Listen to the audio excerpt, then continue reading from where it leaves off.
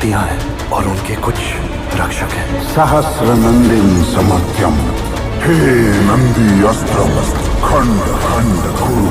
लेकिन एक अंधेरा भी है जो सब कुछ भस्म कर देगा। हमारा सिर्फ एक मकसद। हेलो फ्रेंड्स, जय जगन्नाथ। स्वागत करुछि मोर चैनल मूवी रिव्यूज इन ओडिया को।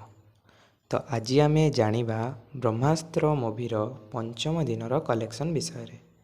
फ्रेंड्स, जदि आपण आम चैनल टी को सब्सक्राइब करना तेबे निश्चित भावे सब्सक्राइब कर दियंतु, कारण आपण को मूवी रिलेटेड समस्त सूचना यही चैनल माध्यम रे दिया।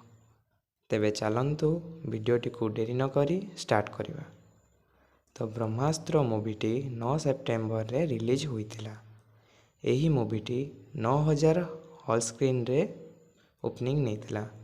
एहार टोटाल बजेट थिला 410 कोटी टंका एवं एही मूवीटी प्रथम दिन रे वर्ल्ड वाइड बा सारा पृथ्वी 75 कोटी टंकार ओपनिंग नैतिला।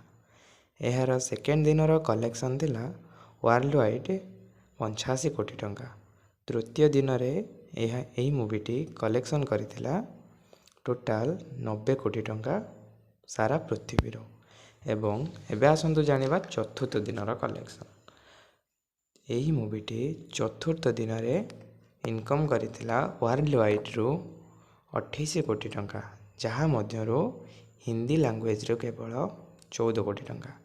तो फ्रेंड्स, आसंतु तेबे जानिबा पंचम दिन रे बा आजी दिनर इनकम विषय रे।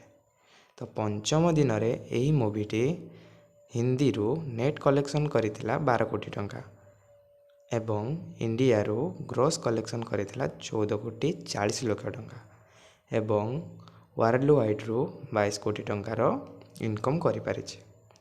तो एहार टोटाल इनकम हेउछि संपूर्ण भारत रु 150 कोटी टंका एवं सारा पृथ्वी 270 कोटी टंका। यही मूवीटी को हिट होबाको हेले 500 कोटी टंका इनकम करते पड़िबो। तो आपण निश्चित भावे कमेंट करी हमको जणातु यही मूवीटी फ्लॉप हेबो ना ब्लॉकबस्टर हेबो ना हिट हेबो। तो निश्चित भावे गोटे छोटिया कमेंट आम कमेंट बॉक्स रे देबे एवं वीडियोटी को लाइक करिवे एवं चैनल टी को सब्सक्राइब करिवे। Thanks for watching.